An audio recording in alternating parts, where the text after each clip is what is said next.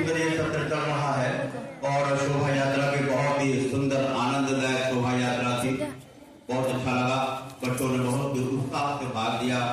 हमारी पार्टी कन्या विद्यालय की बच्चियां जो 4 आई हैं उन्होंने बहुत ही अच्छे से इसके अंदर अपनी हिस्सेदारी निभाई।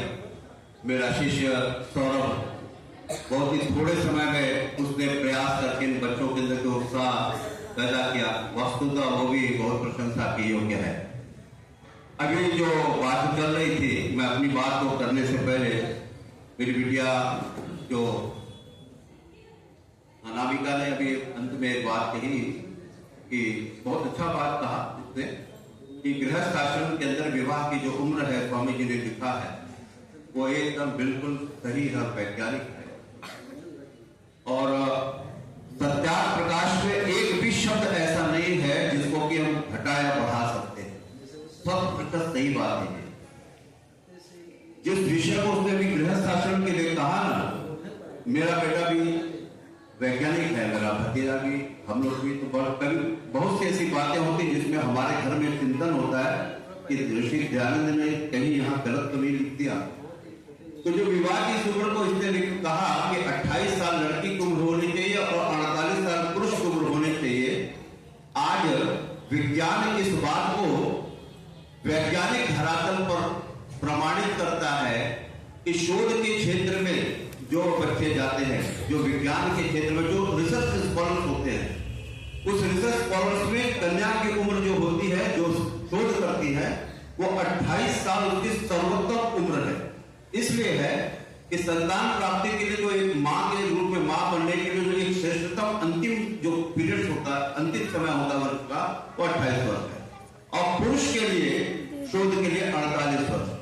उससे जो प्राप्त संतान होती है वो नए शोध को जन्म देने के जो उसकी जेनेटिक कैरेक्टर्स होते हैं, उसके जो अनुवांशिक गुण होते हैं, वो इतने उच्च स्तर पर आ जाते हैं कि उसकी जो संतान होती है वो एक बहुत ही माने कि जैसे ऋषितुल्य संतान के प्राप्ति के रूप में वो उस चीज को प्राप्त करती है। ये एकदम साइंटिफिक है और इसको आज विज्ञान भी मानता है। तो उस बात पर भी हम लोग अब सहमत हो गए। सत्यार्थ प्रकाश की बात पर मेरे परिवार में चिंतन चलता है, सभी बातों पर चलता है। अंत में निचोड़ हम उसी बात पर आते हैं कि ऋषि की बात को काटना बहुत ही कठिन काम है। उन्होंने बहुत ही पवित्र मन से सत्यार्थ प्रकाश को लिखा हुआ है। किसी को उन्होंने उसकी प्रस्तावना में ही लिख दिया है कि मेरा किसी को दुख या किसी को तकलीफ देने की बात नहीं है। जो सत्यासत्य है मैं उसी को इसमें लिख रहा हूं। अगर किसी प्रकार की कोई इसको कभी हो तो विद्वज्जनों को उसको अधिकार दे दिया कि इसको आप विद्वज्जन मिलकर के इसको बदले, ऐसा ऋषि असंभव है। मैं तो कभी कभी सोचता हूँ कि 5000 साल तक के ज्ञात ग्रंथों को जो मैंने पढ़ा है और अब तक के जो ग्रंथों को पढ़ता हूं मैं, तो ऋषि के समान किसी व्यक्ति को भी नहीं मानता। इसलिए नहीं मानता कि आप भी पढ़ करके देखिए, बौद्ध दर्शन पढ़िए, जैन दर्शन पढ़िए, इस्लाम पढ़िए, कुरान की बाइबल पढ़िए, सब पढ़िए और आसमानी बन करके मत पढ़िए। आप एक सामान्य व्यक्ति रूप में पढ़ेंगे जब तब आप देखेंगे कि ऋषि दयानंद की जगह पर सही है। तो मैं आज के विषय पर मूल आ रहा हूं।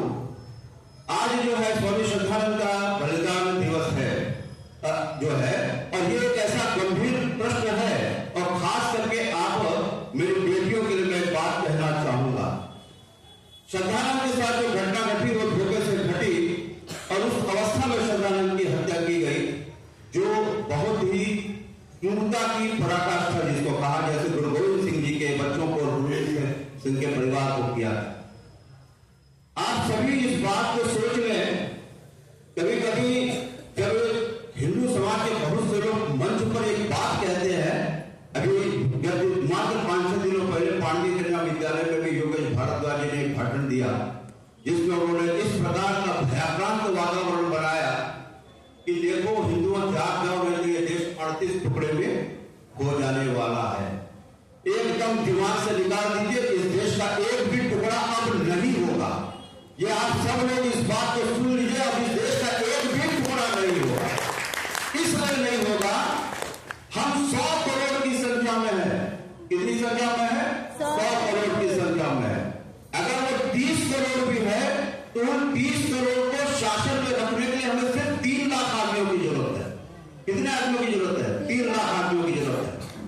जब इजराइल ऐसा विश्व के मुसलमान देशों को अपने मुट्ठी में कर सकता है, तो भारत के 100 करोड़ जो व्यक्ति है, अगर वो एकता के सूत्र में होकर के एक ध्वज के नीचे आ जाते हैं, तो हमें सिर्फ 3 लाख ऐसे व्यक्तियों की जरूरत है जो उनको अपने मुट्ठी में कर ले। मैं बहुत अहंकार से इस बात को नहीं कहता हूं, मेरे परिवार के साथ एक घटना घटी हुई है, भाई योगेश जी से इस बात में चर्चा करता हूं। आज स्वामी सदानंद का बलिदान दिवस है, उनके नाम पर बहुत बड़ा सदानंद आश्रम, जिसमें 1500 से लेकर 2000 अनाथ बच्चियों को रखा जाता है, उसके संस्थापक सदस्य मेरे दादाजी थे। घटना क्या थी सुनिए, आप सभी बच्चियों के लिए भी प्रेरणादायक है। इसलिए डरना किसी को भी नहीं है, दिमाग के अंदर डर कोई भी नहीं लेकर के आए कि उनसे डरना। सबसे डरपोक अगर जाति दुनिया में है तो वो मुसलमान। जब मैं डरने की चोट पे कहता हूं, इसको मैंने अनुभव किया, इसलिए किसी बात का किसी को डर नहीं रहना चाहिए। शस्त्र उठाइए, शस्त्र चलाना सीखिए, मन से भय निकाल दीजिए, सब कुछ जीत आपकी, 100% जीत आपकी, कोई आपको कुछ नहीं करने वाला। लेकिन शस्त्र रखिए, शस्त्र चलाना सीखिए, मन से भय को निकाल दीजिए। अगर आप शस्त्र नहीं रखते हैं, शस्त्र चलाना नहीं जानते हैं, तो डरते रहिए। मैं अभी परसोदा बाजार में एक व्यक्ति से कहा, बड़े धनी मेरा वहां कार्यक्रम था, करे दिनेश भैया हम क्या बताएं, घर में जो है ना छोटा सा सांप निकल गया था, हमारे घर में जो है लाठी नहीं थी, वाइपर से मारे तो नहीं भागा, तो चला गया, तो घर में शांति हुई। इस ऐसा व्यक्ति से आप उम्मीद कर नहीं सकते ये भारत के अंदर, तो वो ऐसा नहीं चाहिए। वो जो 100 करोड़ हिंदू बन चाहिए, वो कौन से चाहिए सुनिए। 1942 के अंदर जब देश की आजादी की लड़ाई चल रही थी, तो बंबई के अंदर एक बहुत बड़ी घटना घटी, हिंदू मुसलमान दंगा हो गया, और उस दंगे के अंदर 18 नौजवान लड़कियों को जो है, और ब्राह्मण परिवार की सारी लड़कियां थी, उनको मुसलमान लेकर के चले गए। मेरे पिताजी उसमें मात्र 18-19 वर्ष के थे, और आर्य दल का अखाड़ा चलाते थे। तो मेरे दादाजी ने कहा, मेरे पिताजी अकेले अपने पिताजी, मेरे दादाजी ने कहा, अमरनाथ 24 घंटे के अंदर वो सारी लड़कियां दोबारा आनी चाहिए, नहीं तो तुम ये आर्य की शाखा चलाने का तुमको कोई मतलब नहीं। मात्र 40 आर्य के लठैर, उस समय हम लोग उनको लठैर बोलते थे, पिताजी बताते थे, वो लोग मस्जिद बंदर जैसे इलाके में, जो कि 100% मुसलमानों का इलाका है, वहां जाकर के 24 घंटे के अंदर उन लड़कियों को बरामद करके लेकर के चले आए। और उसके बाद जो इसका दुखद पक्ष है, दुखद पक्ष ये था कि उनके माता पिता खुद उन लड़कियों को अपने घर में रखने को तैयार नहीं हुए। क्यों? उनके दिमाग में आया कि यवनों के यहाँ ये लड़कियां चली गई थी, अगर ये संतान प्राप्त करेंगे तो हम कहां रखेंगे। ये ऐसी विकट स्थिति डाल दी गई कि उस समय परिवार में हमारे ये चिंतन चलने लगा कि अब इन बच्चियों का क्या करें। हमारे दादाजी हिंदू महासभा के उस समय जो है गुप्तचर शाखा के प्रमुख थे। दादाजी ने भावना में कहा कि संपत्ति बेचो या कुछ भी बेचो, इन बच्चियों को तो उन्होंने उनकी बेटी मान लिया है, ये मेरे ही घर रहेंगे।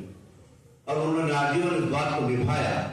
बहुत बड़े होने तक हमें ये नहीं पता था कि ये जो 18 बुआ है हमारी, मेरी सगी बुआ है कि कैसी बुआ है। बहुत बड़े होने के बाद पता चला कि पिताजी की सभी धर्म पहले हैं, और उनको रखने के लिए श्रद्धानंद आश्रम बना स्वामी श्रद्धानंद की प्रेरणा से। आज उसमें 2000 लड़कियां, अनाथ लड़कियां रहती है। 500 करोड़ रुपया उसके पास में अपना निजी फिक्स डिपॉजिट है, और वो किसी भी प्रकार के लड़कियों के लिए, कोई भी ऐसी बच्ची है अगर महाराष्ट्र में या कहीं पर भी, उसके लिए वो हमेशा खुला रहता है। लेकिन यह परिस्थिति दोबारा नहीं आनी चाहिए। इसलिए नहीं आनी चाहिए, हर लड़की को रानी लक्ष्मीबाई बनने, सीता बनो या मत बनो, वो बनना है तो बनो, लेकिन रानी लक्ष्मीबाई के साथ आपके अंदर शौक होना चाहिए। जो भी दुश्मन है उसके गर्दन को उतारना आना चाहिए कि इसका गर्दन हम उतार देंगे। जब आपके दिमाग के अंदर बात आ जाएगी तो श्रद्धानंद जैसे शब्दों का बलिदान इस देश के अंदर दोबारा नहीं होगा। आप डरते हैं, आपके अंदर भय रहता है, आप सही बात के लिए लड़ने को तैयार नहीं होते हैं, दुनिया आपको डराती है। कोई आवश्यकता नहीं है डरने की। जिस समय मैंने नक्सल क्षेत्र में काम करना शुरू किया तो प्रशासन मुझे डर लगा करता था कि दिनेश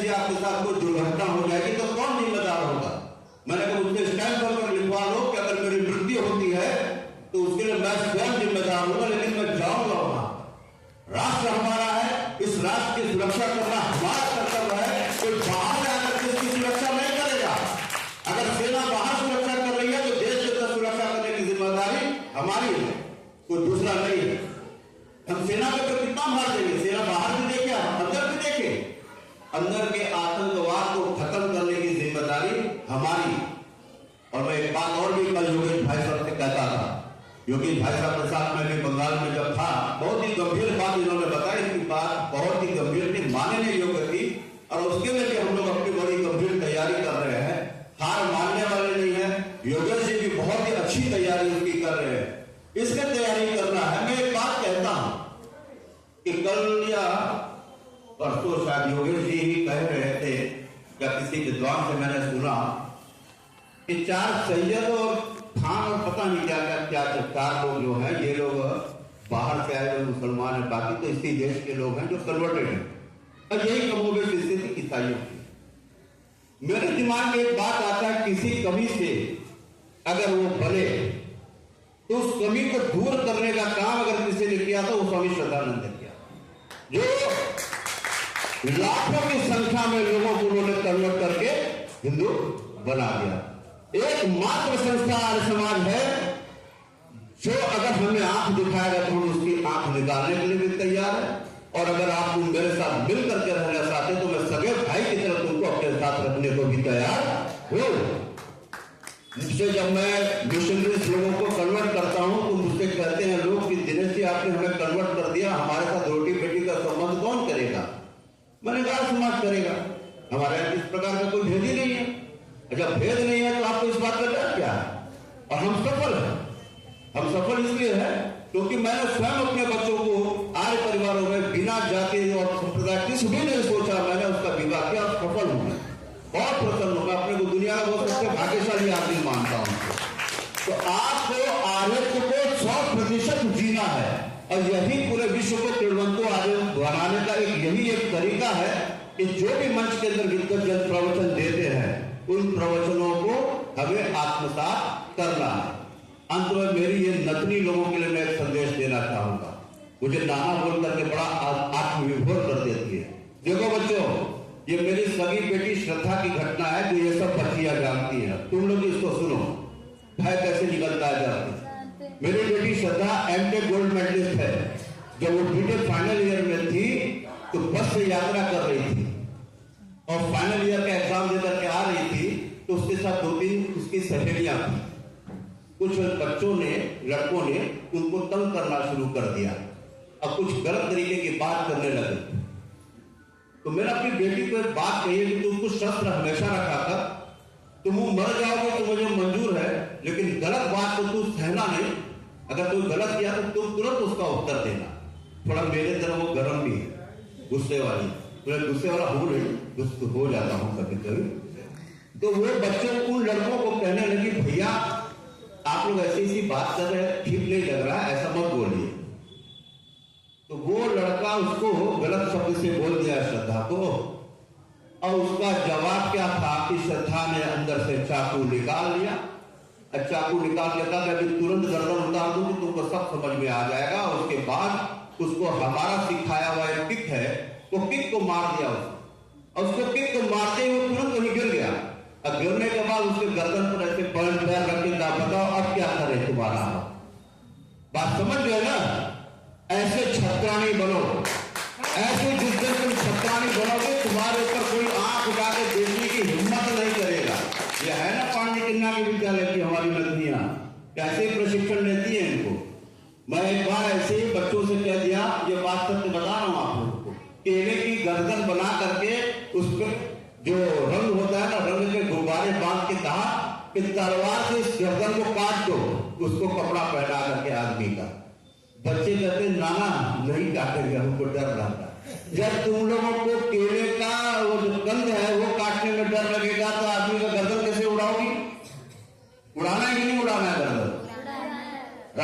रानी लक्ष्मीबाई जब घोड़े पर अपने पीठ पर अपने बेटे को बांध करके चलती थी ना, तो भुट्टे की तरह जो है वो मुगलों की गर्दन ऐसे काट करके उड़ा देती।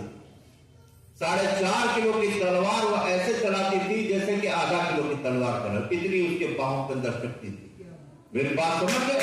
वैसी छत्राणी बनोगी ना तो इस देश को बांटने और तोड़ना जो है वो स्वप्न है। वो स्वप्न इसलिए है आप मजबूत बनिए अंदर। जब आप मजबूत बन जाएंगे आपको डराने वाला कोई नहीं रहेगा, डरने की कोई जरूरत नहीं है। सब लोग सबसे पहला काम करिए, कोई डर, मैं तो बोलता हूं कि अगर तुम्हारी सरकार है तो खूब लाइसेंस लो, खूब हथियार लो, और नहीं खाया तो क्या करना है भैया, कोई कहेगा भी, मैं बहुत से तरीके बता दूंगा हथियार रखने के जो कानूनी तरीके से वैध है, कोई परेशान हो। लेकिन जब संकट आएगा तब तुम कहां से हथियार लाओ? अगर आपके घर में हथियार है तो कानूनी तौर पर आपके पास रहेगा और वक्त आने पर आप उसको यूज भी कर लेंगे। तो आर्मी दल इस तरीके के प्रशिक्षण का एक बहुत बड़ा केंद्र है। आप सभी लोग आर्य समाज के युवा संगठन से जुड़िए और अपने अंदर छत्राणी का और छत्रिता का गुण लेकर के आइए, मन से भय निकाल दीजिए। पूरा भारत आज आर्य समाज की तरफ दोबारा देख रहा है कि अगर राष्ट्र को एक करने वाली कोई अगर संस्था है तो वो केवल मात्र आर्य समाज है और कोई दूसरी संस्था नहीं है। इसलिए स्वामी शतानंद के बलिदान दिवस को हमको इस सोच के साथ मनाना है कि हमारे आर्यावर्त का एक भी विद्वान, एक भी संत अब इन मुगलों और यवनों के घात का शिकार नहीं होगा। इन्हीं शब्दों के साथ मैं अपनी वाणी को विराम देकर ओम जम बोलो धर्म